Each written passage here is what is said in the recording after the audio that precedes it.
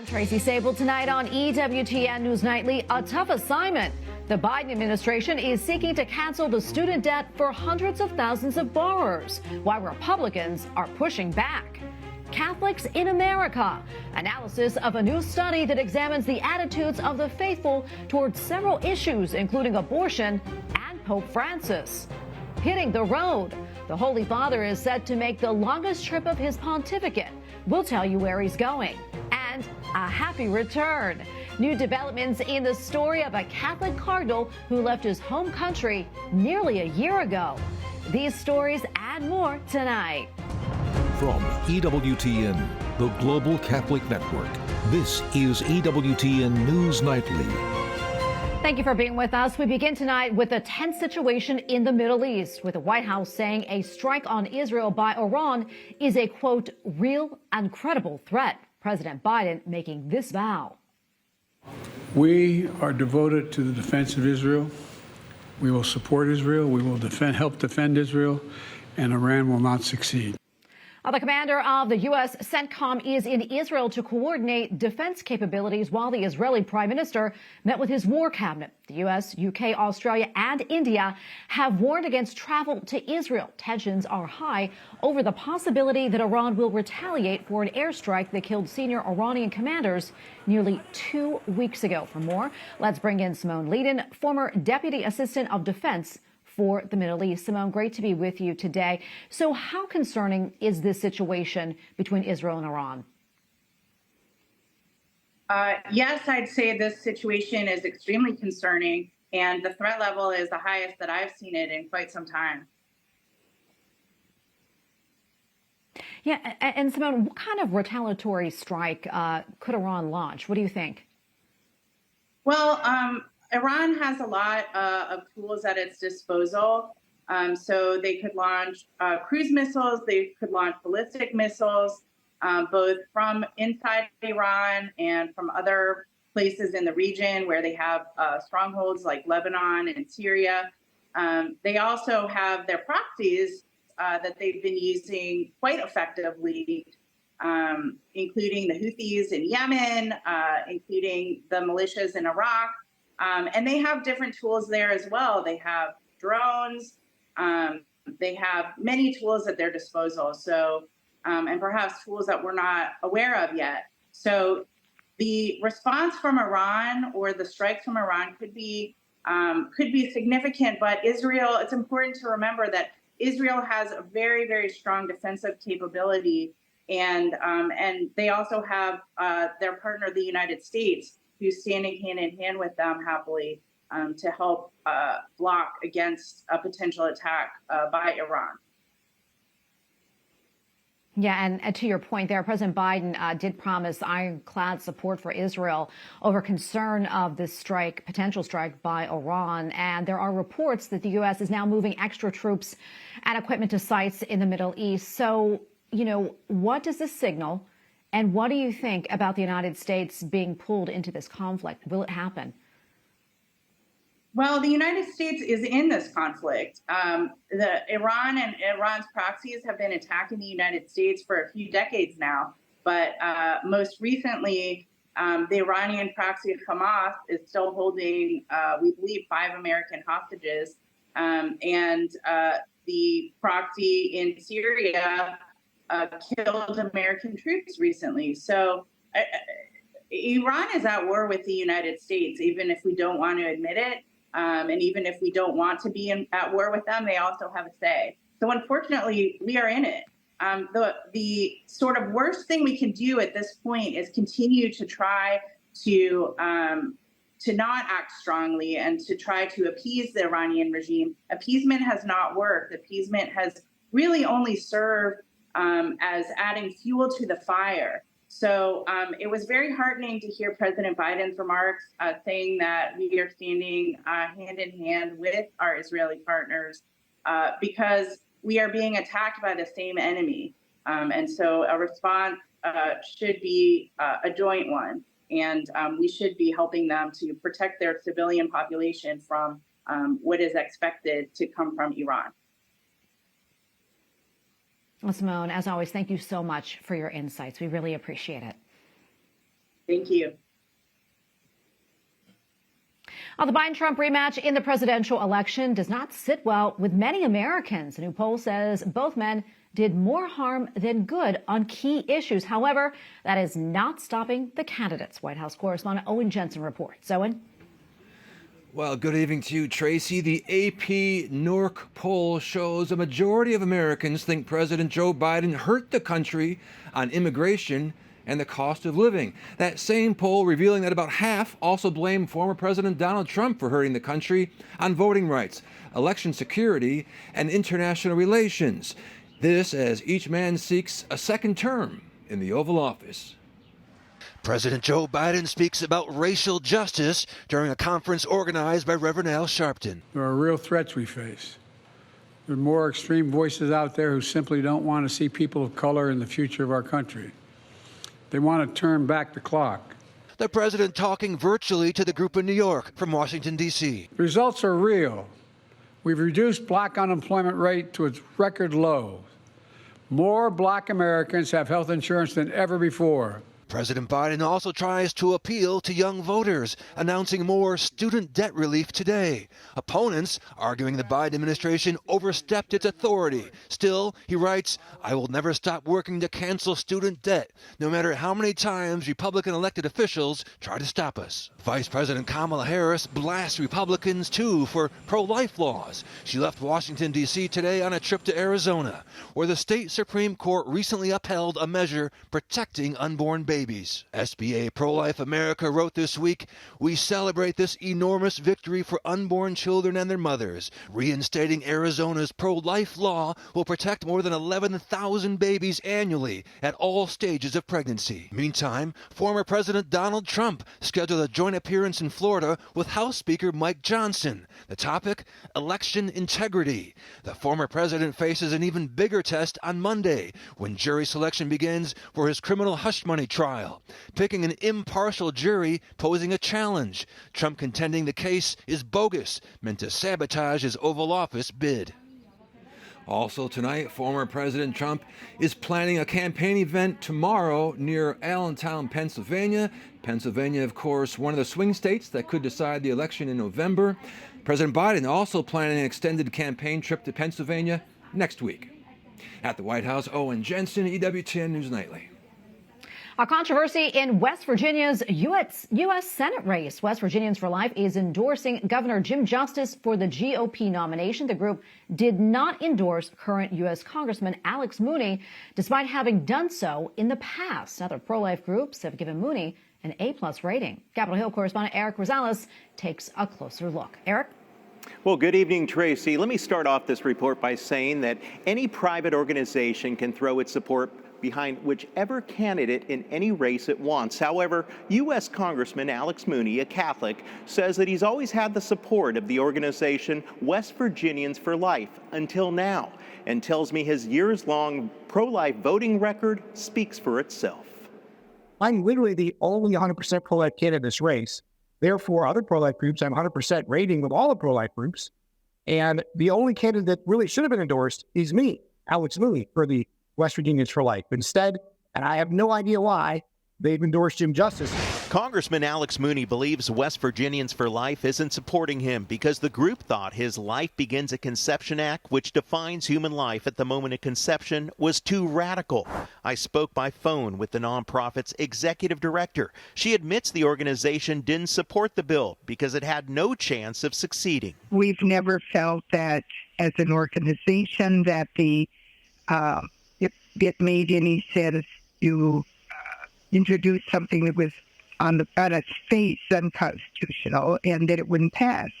And if it did pass, it would be killed in the courts. Ms. Franz adds their endorsement had to do with viability of the candidate. Governor Justice has worked with us. He has been someone who behind the scenes has done everything he can to further our movement to save lives and to improve the situation here in West Virginia. And she doesn't think Congressman Mooney is the right fit for the U.S. Senate. He has never met with us to talk about strategy. He has never met with us at all. He never works with us. He is someone who's simply its own thing. That kind of approach to legislation is incompatible with the Senate, the way the Senate operates. But Congressman Mooney says he met and socialized with the group on several occasions and calls their decision arbitrary and wrong. No, there's been no explanation. They've been very silent. I don't know. I think that if they're going to ask people to hand a pamphlet that doesn't have my name on it, frankly, mislead voters about who a pro-life candidate is here, they owe some sort of explanation. He adds if the group is only endorsing viable candidates, why is Virginians for Life endorsing all 4 candidates for governor, despite one receiving just 12%, and 2 candidates for attorney general?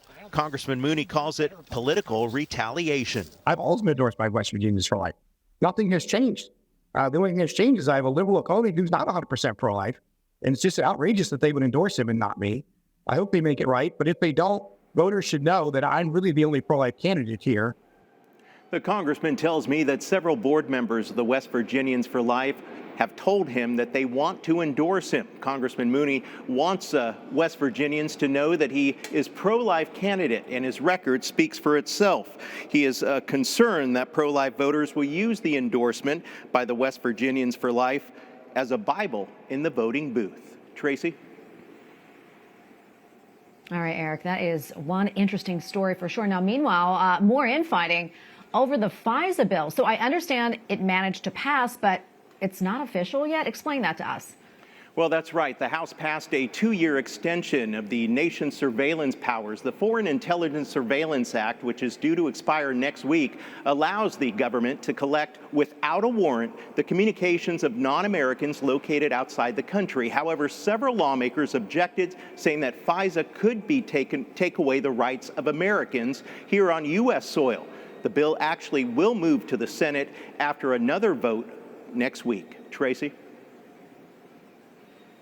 All right. Thank you, Eric. Well, a proposed constitutional amendment to allow abortion in the state of Maine has failed to make the November ballot. Maine is already one of the most pro-abortion states in the U.S. The procedure is allowed until viability and even allowed afterwards if deemed necessary by a doctor.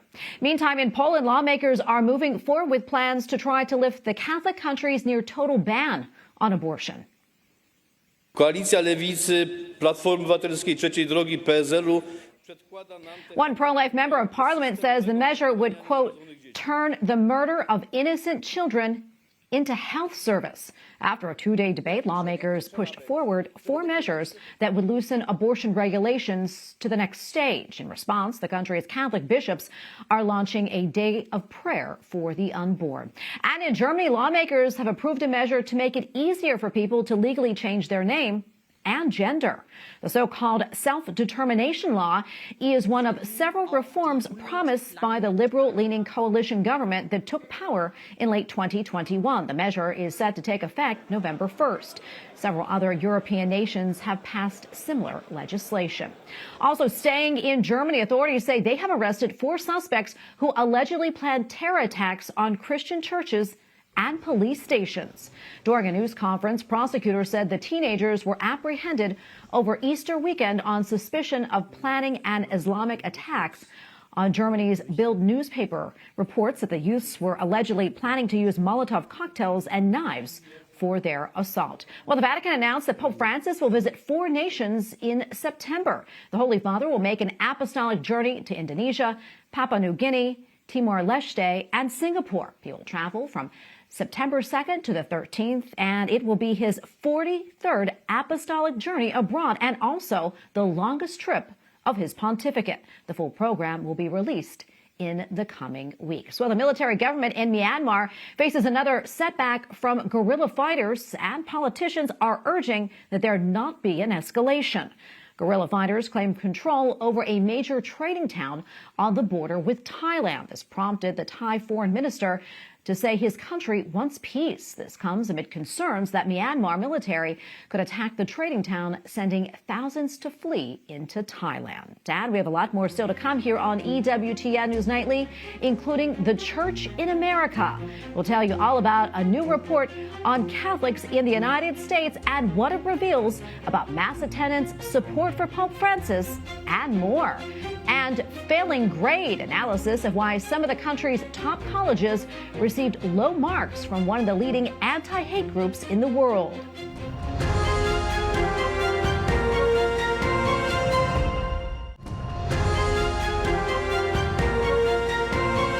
Welcome back. New numbers tonight examining the Catholic Church in America. The study from Pew Research shared 9 key findings. Among them, in 2023, 20% of the U.S. adults describe themselves as Catholic, a 2% increase from the previous year. Additionally, support for Pope Francis remains high, with 3/4 of American Catholics expressing a favorable view of him, though that number is down from previous highs. And for more on this, let's bring in Associate Director of Research at Pew Research Center, Greg Smith. Greg, thanks so much for being here today. A lot to unpack, but first, what stands out the most to you when it comes to the findings of the study? One of the things I found really striking was that the big majority of U.S. Catholics continue to tell us that they have a favorable view of Pope Francis. 3/4 of all Catholics in the United States say they have a positive impression of the Pope. So that's very high, much higher than we see for many political figures, for example. At the same time, the survey also shows that those favorable ratings for Pope Francis have ticked down a little bit in recent years. We've asked this question, do you have a favorable, unfavorable view of Pope Francis, a bunch of times over the course of his pontificate. And the number saying they have a positive view of him has tended to be north of 80%. So the latest finding, 75% of U.S. Catholics with a favorable view of the Pope, is very high, but a little lower than what we've seen in the past. Yeah, and another thing that really stood out to us from the findings here was that only 3 in 10 Catholics attend Mass on a weekly basis. How does that compare, and do you know, against other religions? And also, has it changed through the years? We do. We know that 28% of U.S. Catholics tell us they attend Mass weekly. Another 10% or so say they go once or twice a month. And most Catholics, most people in the United States who describe themselves as Catholics say they go to church a few times a year or less or never. That makes the rate of religious attendance among Catholics a little bit lower than what we see among Protestants. We can also see very clearly in the data that there are big differences in the beliefs and attitudes of Catholics who attend Mass regularly and Catholics who don't. One example of that is in questions we ask about people's opinions about abortion. Most Catholics who attend Mass weekly tell us they are opposed to legal abortion. By contrast, most Catholics who attend Mass less often tell us they mostly think abortion should be legal. And before I let you go, something else we want to hit on. Of course, we know things are really divided right now in the United States when it comes to politics. And your report shows the 52% of Catholics now lean Republican and about 44% are Democrats. Interesting there. Has it always been so close, Greg? Yes, Catholics have been divided more or less evenly in American politics for quite some time now. As you mentioned, there are a few more Republicans today among Catholics than there are Democrats, but especially compared to some other groups, Catholics in the United States are fairly evenly divided politically. This is another example, though, where we see huge differences between white Catholics and Hispanic Catholics. Most white Catholics tell us that they identify with or lean toward the Republican Party in American politics. By contrast, Hispanic Catholics are basically the exact opposite. Most Hispanic Catholics tell us they identify with or lean toward the Democratic Party. So another example of big differences between white Catholics and Hispanic Catholics. All right. Well, Greg Smith of the Pew Research Center, thank you so much for breaking this all down for us. We really appreciate it. Thank you for having me. Well, the Anti-Defamation League just released its campus anti-Semitism report card. The ADL says that it produced the study during a time of volatility on campuses and to provide a roadmap for improving the environment for students. The list on the report card is comprised of the top national and liberal arts colleges in the United States with the highest Jewish student populations. Here now to help us analyze the results of the report card and break down the findings is Rabbi David Wolpe, visiting scholar at Harvard's Divinity School and the ADL's first rabbinic fellow. Rabbi Wolpe, great to be with you today. So talk to us about why the Anti-Defamation League felt it was so important to put out this list, and what does it say to you that the group had to do it in the first place?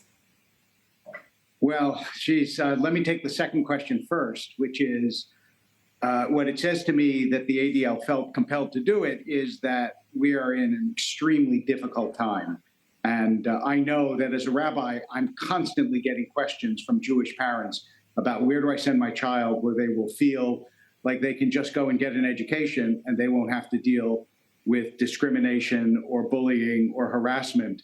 And so I think that the ADL's report was intended to let parents know this is what you will face if you go to these various places. You have to judge, depending on the character of your child and their sort of resilience and toughness and desires, whether this is something that you want to face or not. My own hope is that it will not discourage people from attending these places, but it will force these places to make them better.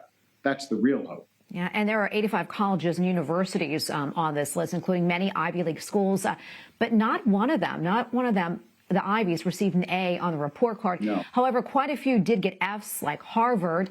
And of course, as we mentioned, you are a visiting scholar there and were once on the university's Anti-Semitism Advisory Board until you resigned back in December. Rabbi Wolpe, what's going on at Harvard? What are they doing wrong? And in your opinion, what do they need to do to get it right? I want to say that it's not easy to get it right, but it's simple. That is, everyone knows what has to be done. You have to enforce the laws that exist. You have to actually have transparent sanctions for people who violate the laws so that other people will be discouraged from doing it. You have to punish people who bully or harass other students, especially based on religious or ethnic or other identities. You have to ensure that certain extreme kinds of speech, like swastikas and statements to kill Jews, are banned from campus and sanctioned. I mean, all these things are actually pretty easy to enumerate. The fact that they haven't been done is an indication that I think a lot of these colleges believe this will just blow over. It's not going to blow over. Yeah, and sadly, looking over this list, there were a lot of failing grades on it. Princeton received an F, Stanford got an F, Georgetown got a D, and the list just went on and on and on. Explain to us the grading system and the criteria the Anti-Defamation League used for this report card. So the criteria was, is the college acknowledging and taking steps to remedy what happens? Nobody was graded down because students are misbehaving, because that's not on the college. The question was, is the college doing anything to rein in the misbehavior? So to give you an example, 2 nights ago, in a place that was permitted, posters of hostages were put up at Harvard, and the next morning they were gone. And that's not okay. Absolutely. Rabbi Wolpe, thank you so much for your time today. So much we could talk about, but we have to leave it right there. We appreciate your time. Thank you. Up next on EWTN News Nightly, a happy homecoming, a major announcement regarding a Catholic cardinal from Iraq, plus new developments for EWTN's Vatican Bureau in Rome. We'll tell you more next.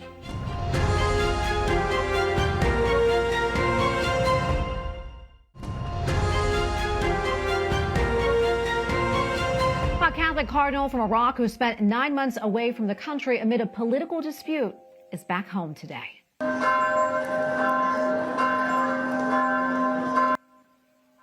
Church bells helped to announce the return of Cardinal Louis Sacco, Patriarch of Chaldean Catholics. He left Baghdad last year amid a dispute with the country's president that stripped him of his title. Cardinal Sacco says that his time away was filled with pain and suffering, but also patience in prayer, adding that he returns with peace and much energy. Well, finally tonight, EWTN has a new office space at the Vatican, and it has been blessed by a church leader from Alabama, Bishop Stephen Reicha. Michael Warsaw, chairman of the board and chief executive officer of EWTN, were among those in attendance.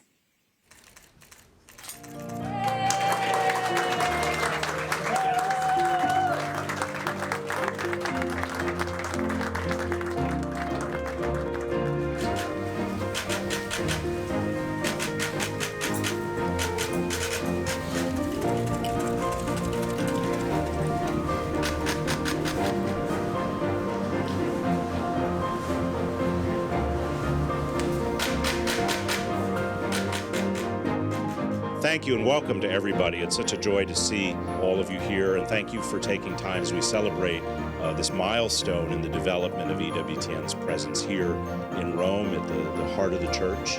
Mother Angelica, our foundress, it was her dream long ago that EWTN would have a presence here at the Vatican, to be able to bring the news of the church, to bring the events of the church, to bring the life of the church to people around the world.